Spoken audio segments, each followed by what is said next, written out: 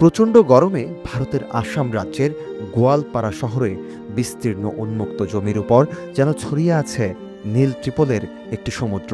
এই ত্রিপলের নিচে আশ্রয় নিয়েছে শত শত বাস্তুচ্যুত মুসলিম নারী, পুরুষ ও শিশু, যাদের ঘরবাড়ি সরকার গুঁড়িয়ে দিয়েছে একের পর এক উচ্ছেদ অভিযানে। মানবাধিকার সংস্থা ও বিরোধী দলীয় নেতারা বলছেন, এই উচ্ছেদ অভিযান রাজনৈতিক উদ্দেশ্য প্রণোদিত ও বৈষম্যমূলক।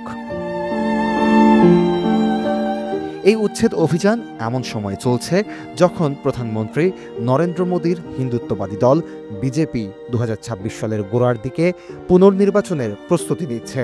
দেশজুড়ে এক ধরনের দমন পীড়ন চলছে বাঙালি ভাষাভাষী মুসলমানদের বিরুদ্ধে, যাদের বাংলাদেশ থেকে আসা অনুপ্রবেশকারী হিসেবে চিহ্নিত করা হচ্ছে। वो हम लोगों का घर उससे भांग दिया, उसके बाद हम लोग कैंप कर रहा है। अभी जैसे गवर्नमेंट आज तक हमारा कोई खबर नहीं लिया, प्रशासन वाला कोई आदमी नहीं आया।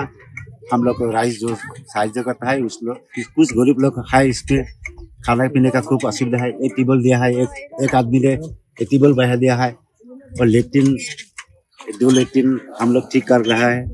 সরকারি তরফ থেকে कोई মানে हम लोग को সুবিধা নেই। গেল আগস্টে বাংলাদেশে ভারতের ঘনিষ্ঠ সাবেক প্রধানমন্ত্রী শেখ হাসিনার অপসারণের পর দুই দেশের সম্পর্কে টানাপোড়েন বেড়েছে। আসামের কট্টরপন্থী মুখ্যমন্ত্রী হিমন্ত বিশ্ব শর্মা উচ্ছেদ অভিযানকে সমর্থন করে বলেছেন, অবৈধ অনুপ্রবেশকারীদের বিরুদ্ধে নেওয়া পদক্ষেপ এটি, যারা ভারতের জন্য হুমকি স্বরূপ।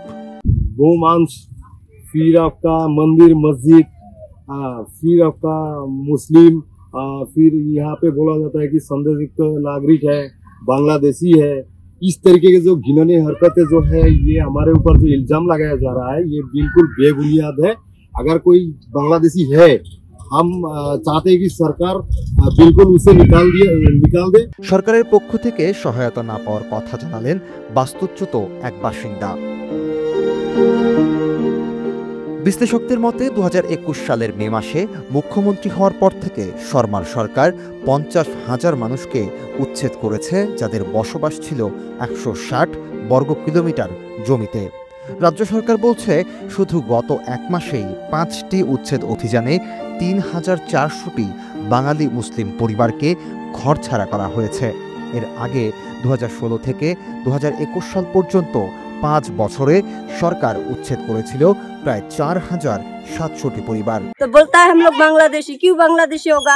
हम लोग का सब प्रूफ है, बाप दादा चाचा सबका प्रूफ है, सब पुराना डॉक्यूमेंट्स कितना का चाहिए।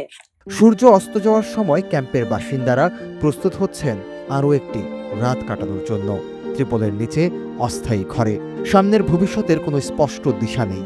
আরও উচ্ছেদের আশঙ্কা মনে নিয়ে তারা ভাবছেন, শুধু জমি নয়, তাদের পরিচয় যেন মুছে ফেলা হচ্ছে এই সমাজ থেকে।